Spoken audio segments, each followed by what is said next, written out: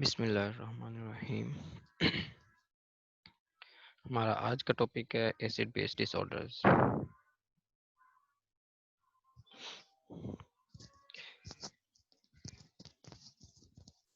Acidosis or alkalosis, an abnormality in one or more of the pH control mechanisms, can cause one of the two major disturbances in acid base balance, that is acidosis and alkalosis.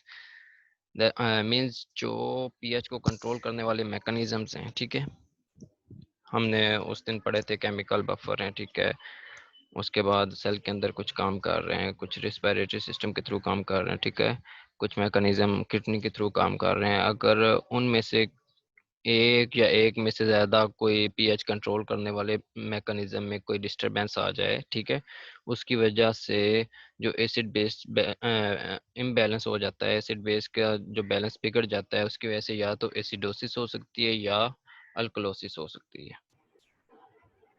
सबसे पहले है respiratory acidosis. Respiratory acidosis is the acid-base disturbance initiated by an increase in partial pressure of carbon dioxide. जिस वक्त partial pressure carbon dioxide का increase होगा उसको हम बोलेंगे respiratory acidosis. The level of partial pressure of carbon dioxide is determined by the interaction of two factors, the rate of carbon dioxide production जिसको हम VCO2 बोलते हैं, ठीक है, and the rate of alveolar ventilation जिसको हम VA बोलते हैं, एज फॉलोज। यानी कि पार्शियल प्रेशर अगर कार्बन डाइऑक्साइड का जानना हो तो हमने एक तो देखना है कि किस रेट के साथ कार्बन डाइऑक्साइड प्रोड्यूस हो रही है और किस रेट के साथ एल्वुलर वेंटिलेशन हो रही है, ठीक है, किस रेट के साथ उसको फ्लश आउट किया जा रहा है। उस पार्शियल प्रेशर को चेक करने के लिए PCO2 ये इक्वेशन है, इज इक्वल टू के, ये इस जगह पे कांस्टेंट होगा, multiply VCO2 bye VA। VCO2 है कार्बन डाइऑक्साइड प्रोडक्शन रेट और VA है एल्वुलर वेंटिलेशन, ठीक है। इससे हम partial pressure of carbon dioxide check करेंगे।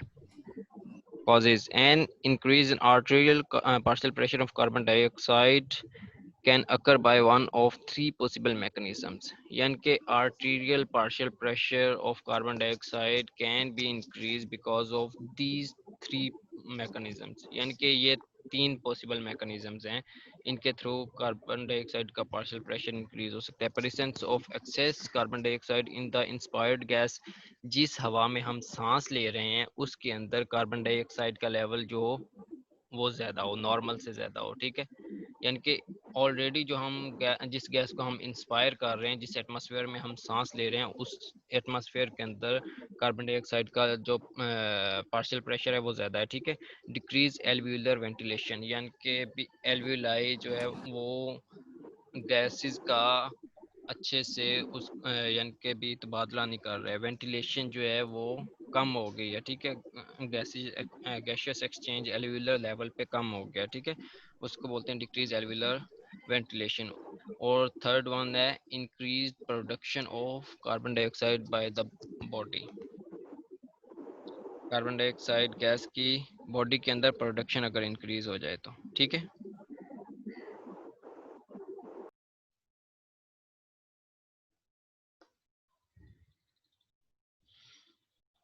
उसके बाद कुछ और काजेज हो सकते हैं, जैसे कि damage to the respiratory centre. अगर रिस्पिरेटरी सेंटर डैमेज हो गया है, ठीक है, तो उसकी वजह से हम सांस नहीं ले सकेंगे। जब सांस नहीं ले सकेंगे तो कार्बन डाइऑक्साइड जिस्म से बाहर नहीं जाएगी। जब बाहर नहीं जाएगी तो of course partial pressure of carbon dioxide blood के अंदर इंक्रीज होगा और उस इंक्रीज को हम रिस्पिरेटरी एसिडोसिस बोलते हैं।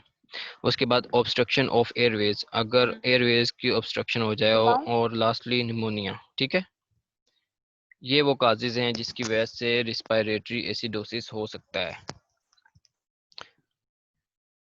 By far most cases of respiratory acidosis reflects a decrease in alveolar ventilation, यानी कि मोस्टली जो केसेस होते हैं उनमें जब रिस्पिरेटरी एसिडोसिस होता है तो मेन रीज़न कौन सी निकलती है, एल्वुलर वेंटिलेशन उनमें डिक्रीज हुआ होता है। यानी कि हमारे जो एल्वुलाई हैं वहाँ से एयर जो वेंटिलेशन है वो प्रॉपर तरीके से नहीं हो रही होती, कार्बन डाइऑक्साइड को वहाँ से प्रॉपर तरीके से फ्लश आउट नहीं किया जा रहा होता, ठीक है। Over production of carbon dioxide is usually matched by increased excretion such that hypercapnia is prevented. ठीक है, कह रहे हैं कि अगर कार्बन डाइऑक्साइड की प्रोडक्शन इंक्रीज हो जाए तो उसको कूप अप करने के लिए उस प्रोडक्शन को, यानी कि जो प्रोडक्शन ज़्यादा हुई है उसको मैच करने के लिए हमारा जो वेंटिलेटरी सिस्टम है, ठीक है, हमारा जो रिस्पिरेटरी सिस्टम है वो थोड़ा ज़्यादा वर्क करना स्टार्ट कर दे, यानी कि ज़्यादा तेज़ सांस आना स्टार्ट हो जाता है, ताकि जो ज़्यादा कार्बन डाइऑक्साइड प्रोड्यूस हो रही है उसको ज़्यादा बाहर निकाला जा सके। ठीक है, इस तरीके से क्या होगा कि दोनों चीज़ें मैच हो जाएंगी। अगर प्रोडक्शन ज़्यादा हो रही है तो फ्लश आउट भी ज़्यादा करना स्टार्ट कर देंगे। सेकेंडरी फिजियोलॉजिक रिस्पॉन्स, उस जब रिस्पिरेटरी एसिडोसिस होगा तो उसकी वजह से सेकेंडरी फिजियोलॉजिक रिस्पॉन्स क्या हो जाएगा, यानी कि हमारे बॉडी का आगे से रिस्पॉन्स क्या होगा।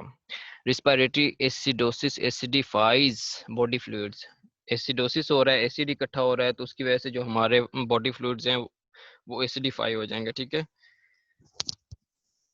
उनमें एसिड बनना स्टार्ट हो गया ना, इसलिए it elicits adaptive increment in plasma bicarbonate concentration, यानी कि हमारी बॉडी उसको कैसे रिस्पॉन्ड करेगी, एसिड इकट्ठा हो रहा है ना, तो उसको नॉर्मलाइज करने के लिए हमारी बॉडी अडेप्टिव यानी कि अडेप्टेशन करेगी कि बाइकार्बोनेट्स की प्लाज्मा के अंदर जो तादाद है उसको बढ़ाना स्टार्ट कर देगी, ताकि इस जो एसिडिफाई हुई हैं हमारी बॉडी के फ्लूइड हुए हैं उनको नॉर्मल किया जा सके। ठीक है ना, बॉडी पीएच को दोबारा नॉर्मल पे लेने के लिए, लाने के लिए हमारा जो बॉडी का नॉर्मल प्रोसेस है, फिजियोलॉजिक रिस्पॉन्स है, वो क्या करेगा, बाइकार्बोनेट्स के को ब्लड में लेके आना स्टार्ट कर देगा, ताकि जो एसिडोसिस हुई है उसको नॉर्मल किया जाए, leading to weakens the impact of hypercapnia on the systemic acidity. जब बाइकार्बोनेट्स इंक्रीज होंगे तो उसकी वजह से जो हाइपर कैपनिया का मतलब होता है कि ब्लड के अंदर कार्बन डाइऑक्साइड का पार्शियल प्रेशर जब ज़्यादा होता है उसको हाइपर कैपनिया बोलते हैं। हाइपोकैपनिया अगर पार्शियल प्रेशर कार्बन डाइऑक्साइड का कम हो, ठीक है, ऑन द सिस्टेमिक एसिडिटी, यानी कि हाइपर कैपनिया की वजह से जो सिस्टम में एसिडिटी हुई है, ठीक है, उसके इम्पैक्ट को इससे कम किया जाता है। Compensatory response, buffers of the body fluids and kidney. Compensatory यानी कि जब इस रिस्पिरेटरी एसिडोसिस हो गया है तो उसको कंपनसेट करने के लिए, उसको दोबारा नॉर्मल पे लेके आने के लिए, ठीक है, उसकी हेल्प करने के लिए buffers of the body fluid, जो बॉडी फ्लूइड के अंदर बफर हैं वो एक्ट करना स्टार्ट कर देंगे। उसके अलावा किडनी एक्शन में आ जाएगा, किडनी एसिड को बाहर फ्लश आउट करना स्टार्ट कर देगा ताकि बॉडी पीएच दोबारा नॉर्मल पे आ जाए। ठीक है, रिस्पायरेटरी एसिडोसिस, उसकी वजह से कौन सी अलामत आएंगी। पेशेंट कहेगा कि I can't catch my breath, यानी कि मुझसे सांस नहीं लिया जा रहा। ठीक है, hypoventilation leading to hypoxia. Hypo means कम, वेंटिलेशन मीन्स सांस लेना, यानी कि हाइपोवेंटिलेशन होगी जिसकी वजह से हाइपोक्सिया हो जाएगा। Hypoxia means decrease oxygen at the tissue level. ठीक है, रैपिड शैलो रिस्पिरेशन, जो ब्रीदिंग होगी वो तेज होगी। ठीक है, एक होती है डीप, रैपिड डीप रिस्पिरेशन, यानी कि लंबे गहरे सांस लेना, ये तेजी से लंबे गहरे सांस लेना। लेकिन इधर क्या है, रैपिड शैलो रिस्पिरेशन, यानी कि सांस तो तेजी से ले रहा है लेकिन बिल्कुल टिपिकली जैसे बिल्कुल सांस अंदर लिया उसी वक्त बाहर निकाल दी, यानी कि डीप रिस्पिरेशन इसमें नहीं होगी। Decrease blood pressure with vasodilation, blood pressure decrease होगा और साथ में जो ब्लड वेसल्स हैं वो डायलेट कर जाएंगे। डिस्पनिया होगा, हेडिक, हाइपरकैलेमिया, डिसरिदमिया, जिसको एरिदमिया भी बोलते हैं, बिकॉज ऑफ हाइपरकैलेमिया। जब भी एसिडोसिस होगी ब्लड के अंदर पोटाशियम का लेवल इंक्रीज हो जाएगा जो कि कार्डियक अरिदमिया काज करवा सकता है। ठीक है, कार्डियक की नॉर्मल जो रिदम है उसको डिस्टर्ब कर सकता है। उसके अलावा क्या होगा, ड्राउजीनेस, डिजीनेस, डिसओरिएंटेशन, ठीक है, muscle weakness, hyperreflexia. Causes इसकी क्या है कि decrease respiratory stimuli in case of anaesthesia, drug overdose, COPD, pneumonia and atelectasis. ये वो कंडीशंस हैं, these are the conditions where respiratory acidosis can occur. जिसमें रिस्पिरेटरी स्टिमुलस या तो डिक्रीज हो जाए, ठीक है, या वेंटिलेशन प्रॉपर तरीके से ना हो सके, या इन केस ऑफ एनेस्थीसिया हमारे मसल्स पैरालाइज्ड होते हैं, ठीक है, और उस सूरत में वेंटिलेशन प्रॉपरली नहीं हो सकती। उसके अलावा ड्रग ओवरडोज, यानी कि जो ड्रग एडिक्ट्स होते हैं, ठीक है, जब वो उस तरह की जो नशावर अद्वियात हैं उनका इस्तेमाल करते हैं, ओवरडोज होती है, उनका मसल्स फिर प्रॉपरली काम नहीं करते, ठीक है, उस वजह से रिस्पिरेटरी एसिडोसिस होगी, क्योंकि वेंटिलेशन प्रॉपरली नहीं होगी। उसके अलावा सीओपीडी में, निमोनिया में और एटिलेक्टेसिस में भी सेम यही प्रॉब्लम होगी। आवाज़ आ रही है सबको? हेलो, जी सर। आवाज़ जी क्लियर आ सर। रही है? जी सर। चलें ठीक है, जो बंदा भी आ रहा है अपनी अटेंडेंस लगाता जाए, नेम और आईडी लिख के चैट बॉक्स में मैसेज करता जाए, ठीक है। उसके बाद है जी रिस्पिरेटरी एसिडोसिस की हम डायग्नोसिस कैसे करेंगे? आर्टीरियल ब्लड गैस, एबीजीज जिसे हम बोलते हैं, हम पेशेंट की एबीजीज करेंगे, आर्टीरियल ब्लड गैस चेक करेंगे, ठीक है, analysis. Partial pressure of carbon dioxide is always high, इसमें क्या होगा, जो कार्बन डाइऑक्साइड का पार्शियल प्रेशर है वो आपको हाई मिलेगा। A detailed history and physical examination में इंडिकेट द कॉज, अगर हम पेशेंट की डिटेल हिस्ट्री लें, ठीक है, और उसके अलावा उसका फिजिकल एग्जामिनेशन करें, तो उससे हमको कॉज का पता चल सकता है। उसके अलावा पीएफटी, पल्मोनरी फंक्शन स्टडीज हम करें, ठीक है, पीएफटीज करें। उसके अलावा for non pulmonary causes a detail drug history, measurement of haematocrit, यानी कि एक तो हम ड्रग हिस्ट्री पूछेंगे कि कोई मेडिसिन तो नहीं ली, उसके अलावा मेजरमेंट ऑफ हेमाटोक्रिट, हेमाटोक्रिट हम चेक करेंगे, यानी कि आरबीसी का जो पैक सेल वॉल्यूम उसको चेक करेंगे, and assessment of upper airway को असेस करेंगे कि आया कि उसमें कोई ऑब्स्ट्रक्शन तो नहीं है। चेस्ट वॉल पे देखेंगे कि कोई ऐसी प्रॉब्लम तो नहीं आ रही, ठीक है, यानी कि एम्फाइसीमा सीओपीडी वगैरह चेक करने के लिए। प्ल्यूरा एंड न्यूरोमस्कुलर फंक्शन, प्ल्यूरा और न्यूरोमस्कुलर फंक्शन को चेक करेंगे, ठीक है। रिस्पिरेटरी एसिडोसिस को डायग्नोस करने के लिए एबीजीज करेंगे, उसकी डिटेल हिस्ट्री और फिजिकल एग्जामिनेशन करेंगे, पल्मोनरी फंक्शन टेस्ट करेंगे, और नॉन पल्मोनरी काजेज के लिए उसकी हिस्ट्री लेंगे। क्लियर है? उसके बाद है partial pressure of carbon dioxide is always raise in respiratory acidosis. In acute respiratory failure pH is low. Low pH means acidosis. जब भी पीएच कम होगी एसिडोसिस होगा, जब पीएच ज्यादा होगी 7.4 से, उसको हम अल्कलोसिस बोलेंगे, ठीक है। pH is low, bicarbonate is high or high normal or slightly raised, as a compensatory changes takes place sometimes to occur, यानी कि जब भी पीएच कम होगी तो हाइड्रोजन आयन ज्यादा होंगे, तो उसको कंपनसेट करने के लिए बाइकार्बोनेट, हमारी बॉडी बाइकार्बोनेट को ब्लड के अंदर लेके आना स्टार्ट कर देगी, ठीक है। तो उस वजह से हमारे ब्लड के अंदर बाइकार्बोनेट हाई नॉर्मल, यानी कि नॉर्मल में जो सबसे हाई पीक होती है, जो उसकी लास्ट लिमिट है, यहाँ तो उस जगह पे मिलेंगे या स्लाइटली रेज मिलेंगे, ठीक है।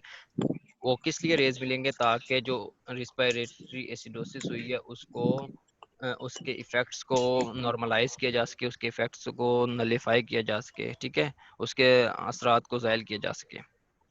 उसके बाद है in chronic respiratory failure pH is normal और लो। जो पीएच होगी या तो नॉर्मल होगी या लो होगी, डिपेंडिंग ऑन क्रोनिसिटी, यानी कि ये डिपेंड करता है कि ये प्रॉब्लम कितनी पुरानी है। Time for the compensation to occur, bicarbonate is raised.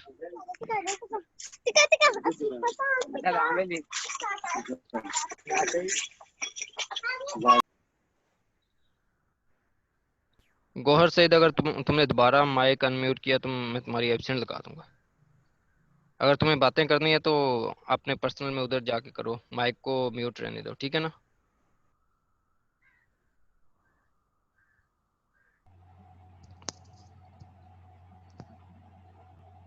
Management अब हम कैसे करेंगे respiratory acidosis? Treatment of the underlying cause, इसमें हमने सबसे पहले क्या काम करना होता है कि जो अंडरलाइंग कॉज है जिसकी वजह से ये प्रॉब्लम हो रही है, हमने उस कॉज को ट्रीट करना है, ठीक है।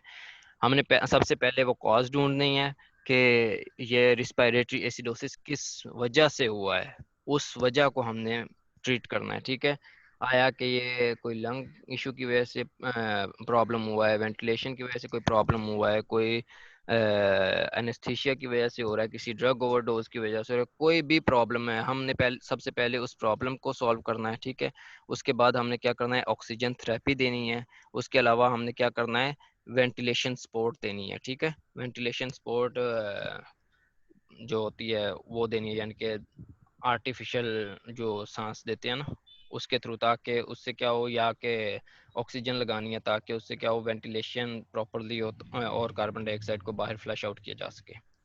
रिस्पायरेटरी अल्कलोसिस, अब तक हमने पढ़ा है एसिडोसिस। नेक्स्ट जो हमारा टारगेट है वो है रिस्पायरेटरी अल्कलोसिस। अल्कलोसिस में पीएच हमेशा 7.4 से ज़्यादा होगी। ठीक है, जब ज़्यादा होगी उसी को हम अल्कलोसिस बोलते हैं। रिस्पायरेटरी अल्कलोसिस का मतलब क्या है? Respiratory alkalosis is the acid-base disturbance initiated by the reduction in partial pressure of carbon dioxide। इसमें क्या होगा, partial pressure of carbon dioxide का कम होगा। अगर ज़्यादा होगा तो उसको respiratory acidosis बोलते हैं, अगर partial pressure of carbon dioxide कम होगा तो उसको respiratory alkalosis बोलेंगे। ठीक है, this occurs when there is excessive loss of carbon dioxide by hyperventilation of the lungs। जब तेज सांस लेने की वजह से, ठीक है, लंग्स से ज्यादा कार्बन डाइऑक्साइड बाहर फ्लश आउट हो जाए, ठीक है, उसको हम बोलते हैं रिस्पायरेटरी अल्कलोसिस।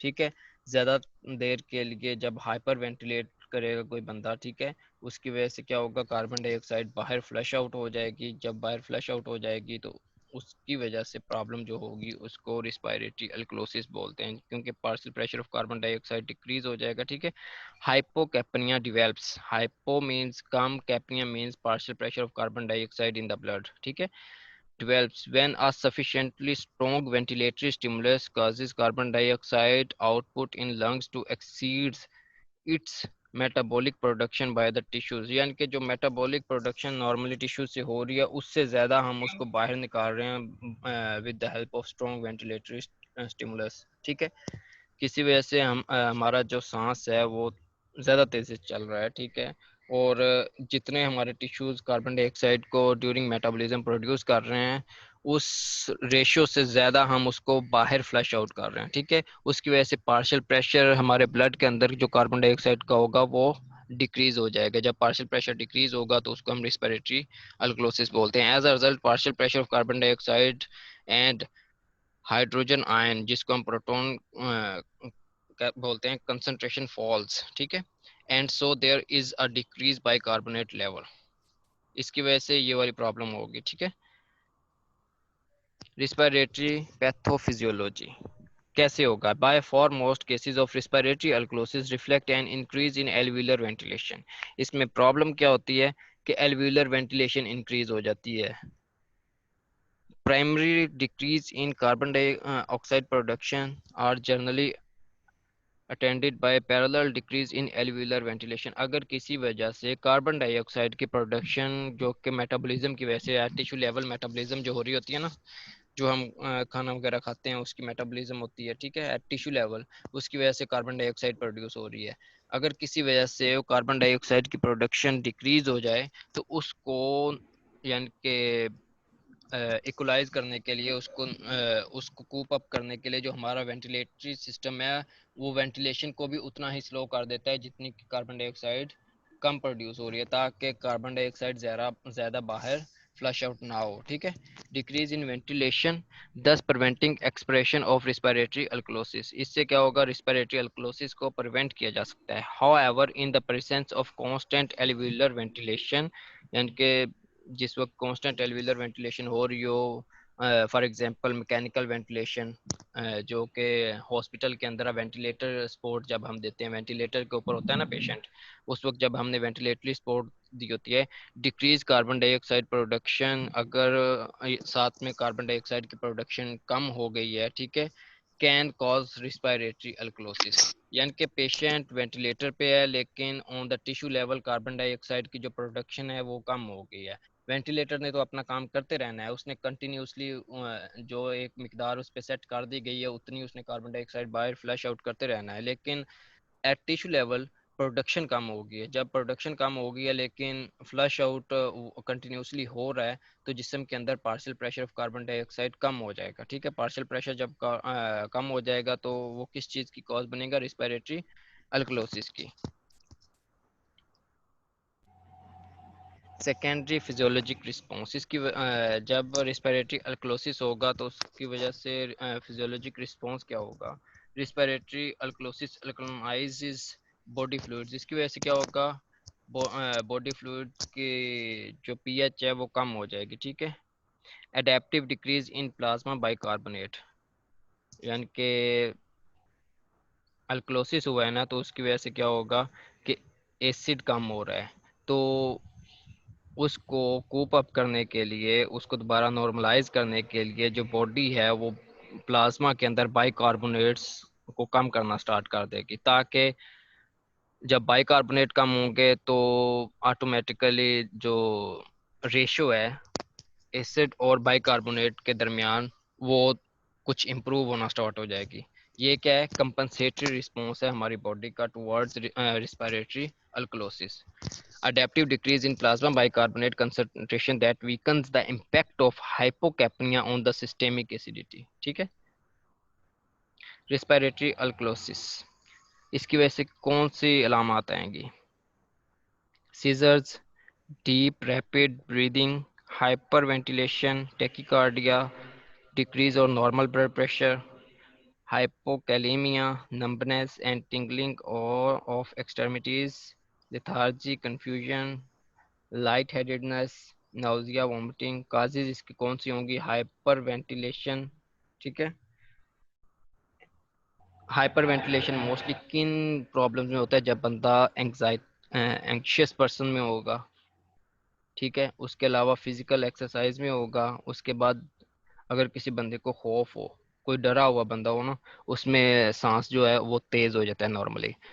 ये हैं नॉर्मल फिजियोलॉजिक काजेज, आम जिंदगी में जो काजेज हो सकती हैं, एंग्जाइटी में, फिजिकल एक्सरसाइज में और उसके अलावा फियर वाली कंडीशन में। उसके अलावा जो कंडीशन हो सकती है वो है मैकेनिकल वेंटिलेशन। ठीक है। Diagnosis, diagnosis requires the measurement of partial pressure of carbon dioxide and arterial pH. ठीक है। हम इसमें भी एबीजीज करेंगे। रिस्पिरेटरी एसिडोसिस में भी हमने एबीजीज की, आर्टीरियल ब्लड गैस चेक किया था, और इस रिस्पिरेटरी अल्कलोसिस में भी हम आर्टीरियल ब्लड गैस चेक करेंगे। ठीक है। आर्टीरियल ब्लड गैस में हमें partial pressure of carbon dioxide भी पता चल जाएगा और आर्टीरियल पीएच भी पता चल जाएगी। Partial pressure of carbon dioxide is always reduced. ठीक है।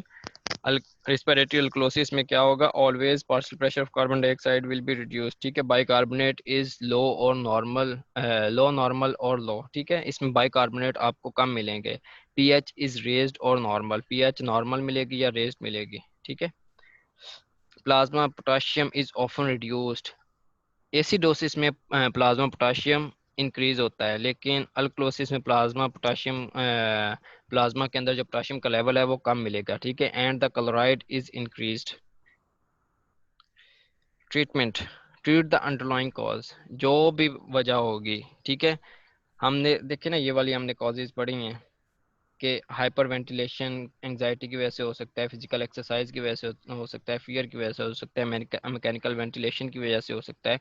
तो आपने उस कॉज को ट्रीट करना है कि जिस कॉज की वजह से हाइपर वेंटिलेशन हो रहा है, ताकि इस प्रॉब्लम को हल किया जा सके। ठीक है। उसके अलावा breathe in into a paper bag, एक पेपर बैग में पेशेंट को कहना है कि सांस ले, यानी कि एक पेपर बैग लेना है और उसके अंदर वो सांस यानी कि छोड़े और उसके अंदर ही उस सांस को दोबारा ले।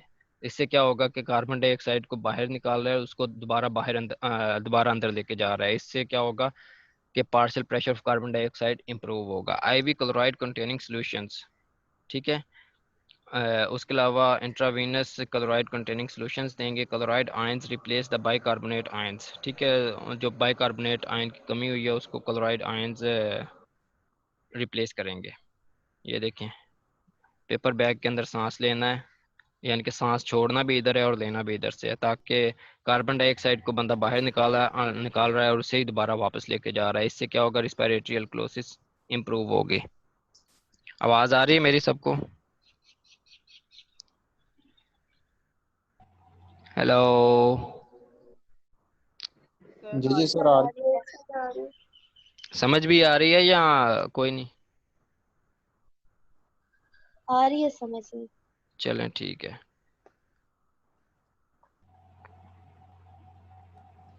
उसके बाद हम पहले हमने पढ़ा है रिस्पायरेटरी अल्कलोसिस और रिस्पायरेटरी एसिडोसिस। अब हम पढ़ेंगे metabolic acidosis and metabolic alkalosis. सबसे पहले इन दोनों में से आ जाता है metabolic acidosis. Metabolic acidosis is a condition that occurs when the body produces excessive quantities of acid or when the kidneys are not removing enough acid from the body। यानी कि respiratory में जब भी बात होगी वो partial pressure of carbon dioxide की वजह से होगी, क्योंकि कार्बन डाइऑक्साइड को आपने कंसीडर करना है एज अ एसिड। अगर कार्बन डाइऑक्साइड बाहर ज़्यादा निकल गया तो यानी कि जिस्म से एसिड बाहर ज़्यादा चला गया, ठीक है, उसकी वजह से अल्कलोसिस हो जाएगी। यानी कि जिस्म के अंदर एसिड कम रह गया तो अल्कलोसिस होगी। अगर partial pressure of carbon dioxide जिस्म के अंदर ज़्यादा हो गया, दैट मीन्स जिस्म में एसिड ज़्यादा हो गया, दैट मीन्स रिस्पिरेटरी एसिडोसिस। ठीक है। अब हम बात कर रहे हैं एट टिश्यू लेवल मेटाबॉलिज्म जिस जगह पे हो रही है मेटाबॉलिक एसिडोसिस की। उस इसमें क्या होगा, या तो एसिड प्रोडक्शन ज़्यादा हो जाएगी एट टिश्यू लेवल, या फिर जो किडनीज हैं जिसका काम है कि जो एक्सेसिव एसिड प्रोड्यूस हो रहा है उसको जिस्म से बाहर खारिज करना, या तो किडनी अपना काम सही तरीके से नहीं कर रहा है, किडनी से जो एसिड है वो बाहर फ्लश आउट नहीं हो रहा। ठीक है, ये रीज़न हो सकती है मेटाबॉलिक एसिडोसिस की। If untreated it leads to acidemia. अगर हम इसको ट्रीट ना करेंगे, नहीं करेंगे तो ये क्या करेगा, ये कंडीशन क्या कहलाएगी, acidemia. Acidemia means in the blood, blood के अंदर यानी कि एसिड। ठीक है। The consequences are so serious leading to coma and death. इसकी वजह से यानी कि जो आगे नतायज हो सकते हैं वो बहुत ही सीरियस हैं। कौन कौन से नतायज हो सकते हैं, बंदा कोमा में भी जा सकता है और उसकी डेथ भी हो सकती है मेटाबॉलिक एसिडोसिस की वजह से। ठीक है, अगर उसको ट्रीट ना किया जाए तो। उसके बाद है जी पैथोफिजियोलॉजी। पैथोफिजियोलॉजी में metabolic acidosis can result from, किस वजह से होगा, लॉस ऑफ द बेस, या तो जिस्म के अंदर से बेस लॉस होना स्टार्ट हो जाए, यानी कि बाइकार्बोनेट्स लॉस होना स्टार्ट हो जाए वाया जीआई ट्रैक और किडनीज। जीआई ट्रैक के थ्रू किस तरह लॉस होंगे, डायरिया जब पेशेंट को होगा। ठीक है, जब डायरिया होगा तो बाइकार्बोनेट्स लॉस हो रहे होंगे। उसके अलावा रीनल ट्यूब्यूलर एसिडोसिस अगर होगी, रीनल ट्यूब्यूलर एसिडोसिस में बाइकार्बोनेट्स जिस्म से बाहर खारिज हो रहे होते हैं। ये दो चीज़ों की वजह से क्या हो रहा है, जो बेस है वो जिस्म से बाहर लॉस हो रही है। जब बेस बाहर ज़्यादा निकल जाएगी तो ऑफ कोर्स जिस्म के अंदर एसिड बच जाएगा और उसकी वजह से क्या होगा, metabolic acidosis, over production of metabolic acids. या दूसरी रीज़न क्या हो सकती है कि जो प्रोडक्शन है एसिड्स की वो इंक्रीज हो जाए इन द बॉडी। ठीक है। उसके बाद क्या है, इंजेक्शन और इन्फ्यूजन ऑफ एसिड और पोटेंशियल एसिड्स। किसी भी वजह से हम इंजेक्शन या इन्फ्यूजन करें एसिड की बॉडी के अंदर, ठीक है, तो उसकी वजह से मेटाबॉलिक एसिडोसिस हो सकती है। सैलिसाइलेट्स, ठीक है, और अमोनियम क्लोराइड, इनको हम एज अ मेडिसिन यूज़ करते हैं। ठीक है, उसकी वजह से क्या हो सकता है कि अगर यानी कि उन जब भी ये वाले मेडिसिन हमने लेनी है तो उससे पहले एबीजीज किया जाता है, यानी कि आर्टीरियल ब्लड गैस चेक किया जाता है ताकि एसिड बेस इम्बैलेंस ना हो। ठीक है, लेकिन अगर बगैर चेक करने के और हमने ओवरडोज में ये वाली चीज़ें दें तो उसके बाद ये वाली फिर प्रॉब्लम स्टार्ट हो जाएगी, मेटाबॉलिक एसिडोसिस हो जाएगा। ठीक है। उसके बाद है failure of hydrogen ion excretion by the kidney. अगर किडनी से हाइड्रोजन आयन को एक्सक्रीट ना किया जा सके, किसी वजह से किडनी उन्हें फ्लश आउट ना कर सके, यानी कि किडनी फेलियर की बात कर लें, ठीक है, तो उस सूरत में क्या होगा कि मेटाबॉलिक एसिडोसिस हो जाएगी। ये वाली कुछ रीजंस हैं, या तो बेस ज़्यादा लॉस हो जाए, या प्रोडक्शन ज़्यादा हो जाए, या हम इंजेक्शन कर लें यानी कि बाहर से एसिड जिस्म के अंदर ले लें। ठीक है, उसके अलावा या हमारा किडनी एसिड को बाहर फ्लश आउट ना कर सके। ये कुछ रीजंस हैं जिसकी वजह से मेटाबॉलिक एसिडोसिस हो सकता है। कंपनसेशन मैकेनिज्म, कंपनसेटरी मैकेनिज्म्स कौन से हो सकते हैं, जो कि हेल्प करेंगे मेटाबॉलिक एसिडोसिस को नॉर्मल पे लेके आने की। Metabolic acidosis is either due to increased generation of acid और an inability to generate sufficient bicarbonate. इससे क्या हुआ है, या तो एसिड की प्रोडक्शन इंक्रीज हो गई है या फिर बाइकार्बोनेट की जो प्रोडक्शन है वो डिक्रीज हो गई है, यानी कि दोनों में इम्बैलेंस हुआ है जिसकी वजह से मेटाबॉलिक एसिडोसिस हो गई है। या तो एसिड ज्यादा प्रोड्यूस हो रहा है, ठीक है, या फिर बेस कम प्रोड्यूस हो रहा है।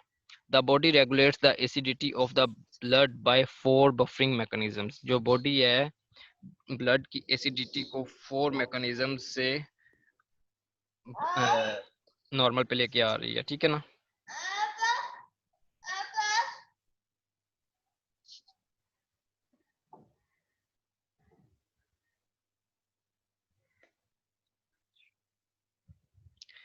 अच्छा जी, वो कौन से मैकेनिज्म है?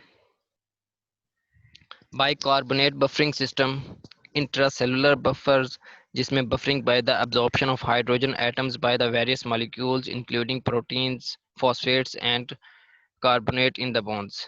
ये वही वाले मैकेनिज्म्स हैं जो हमने कल वाले लेक्चर में पढ़े हैं, यानी कि जो लास्ट लेक्चर में हमने पढ़े थे, ठीक है ना। रिस्पिरेटरी कंपनसेशन, ठीक है, उसके अलावा रीनल कंपनसेशन। अगर मेटाबॉलिक एसिडोसिस होगी तो ये वाले जो कंपनसेटरी मैकेनिज्म है एक्शन में आएंगे ताकि बॉडी पीएच को नॉर्मल पे लेके आया जा सके। मेटाबॉलिक एसिडोसिस में क्या अलामात होंगी? हेडिक होगी, ब्लड प्रेशर डिक्रीज होगा, हाइपर कैलेमिया होगा, मैंने पहले भी आपको बताया, अल्कलोसिस में हाइपोकलेमिया होता है और एसिडोसिस में हाइपर होता है, ठीक है ना। पोटाशियम का लेवल ब्लड के अंदर बढ़ेगा, ठीक है। मसल ट्विचिंग होगा, वार्म फ्लश्ड स्किन होगी, ठीक है। वार्म फ्लश्ड स्किन क्यों होगी? वेजोडाइलेशन की वजह से। नाउजिया होगा, वॉमिटिंग होगा।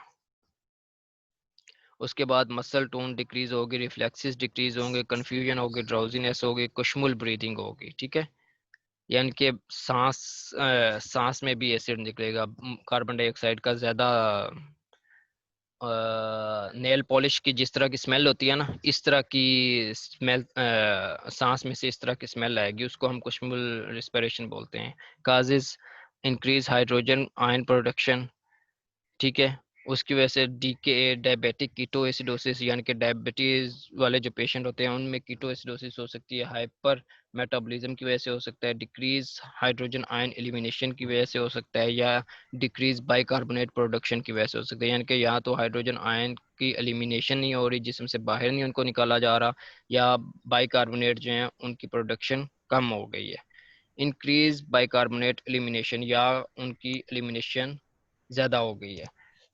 आप लोगों ने जो चीज इस जगह पे समझ नहीं है वो ये है कि एसिडोसिस का मतलब है कि प्रोटॉन जिस्म के अंदर इंक्रीज हो रहे हैं, ठीक है।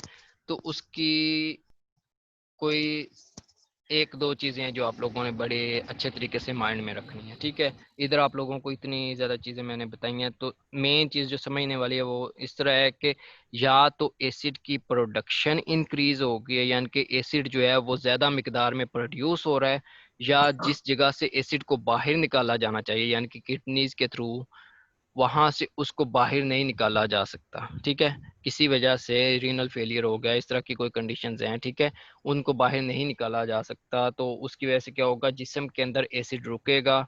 जब जिस्म के अंदर एसिड रुकेगा तो ऑफ कोर्स उसकी वजह से एसिडिटी होगी। या दूसरा पहलू इसका क्या है, बाइकार्बोनेट, जो कि एसिड को इक्वल, यानी कि दोनों चीज़ें एक तवाज़न में रहेंगी तो ही हम उसको बोलेंगे ना कि जिस्म की पीएच नॉर्मल है, ठीक है। अगर दोनों में से एक बढ़ जाए या कम हो जाए तो उस वक्त पीएच में गड़बड़ हो जाती है, ठीक है।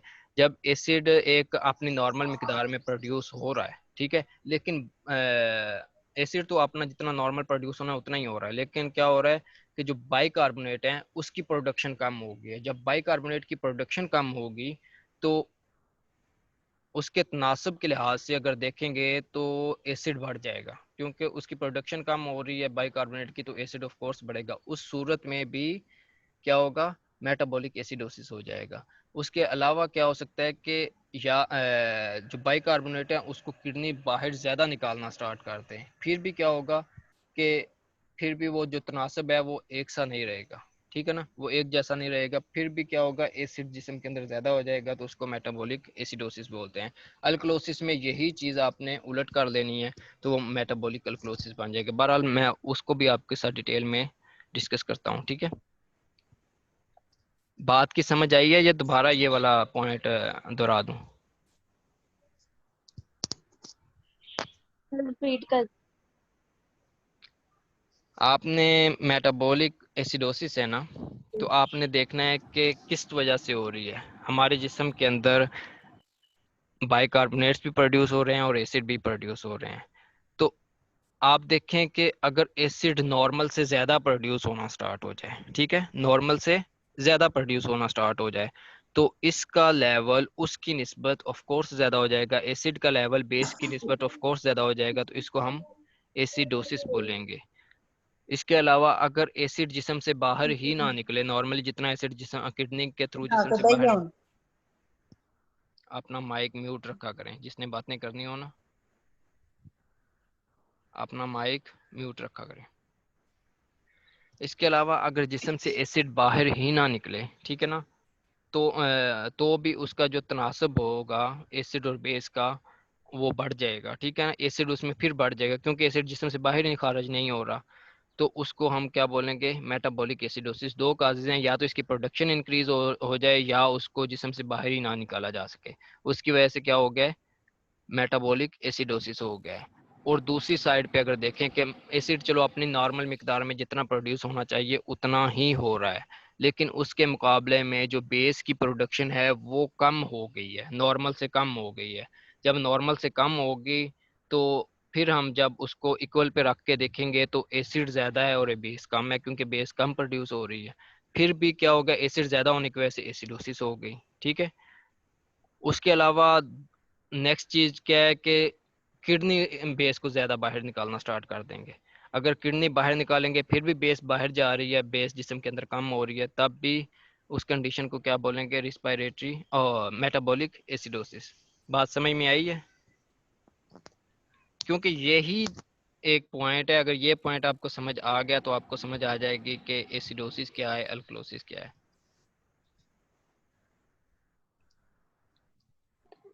लगता है समझ आ गई है, जो कोई बोल ही नहीं रहा। उसके बाद है यस यस समझ आ गई। treatment. The treatment of metabolic acidosis focuses on correcting the conditions that cause the disorder। यानी कि प्रॉब्लम को हमने हल करना है, उस रीज़न को हमने ट्रीट करना है जिसकी वजह से ये प्रॉब्लम हुई है, ठीक है। जो भी इस प्रॉब्लम की वजह बन रहा है उस चीज़ को हमने ट्रीट करना है। उसके अलावा restoring the fluids and electrolytes that have been lost from the body. अगर जिस्म से इलेक्ट्रोलाइट्स यानी कि जब भी हम ए बी चीज़ करेंगे, उसके अलावा हम प्रोफाइल चेक करेंगे, जिन इलेक्ट्रोलाइट्स का लेवल कम होगा उन इलेक्ट्रोलाइट्स को हम जिस्म में इंजेक्ट करेंगे in the form of infusion fluid, ठीक है ना। उसके बाद है मेटाबॉलिक अल्कलोसिस। मेटाबॉलिक अल्कलोसिस को हम डिस्कस करते हैं इस मीटिंग को एंड करने के बाद, ठीक है। मैं मीटिंग दोबारा स्टार्ट कर रहा हूँ। किसी ने अगर अटेंडेंस अभी तक नहीं लगाई तो वो अटेंडेंस लगाए अभी। और जो लोग इसे अभी तक मजाक समझ रहे हैं उनको लास्ट फाइनल पे पता चलेगा कि क्लास ना आने की क्या क्या नुकसान आते हैं, ठीक है ना। क्योंकि 80 में से अभी भी कितने स्टूडेंट आ रहे हैं, 48 49।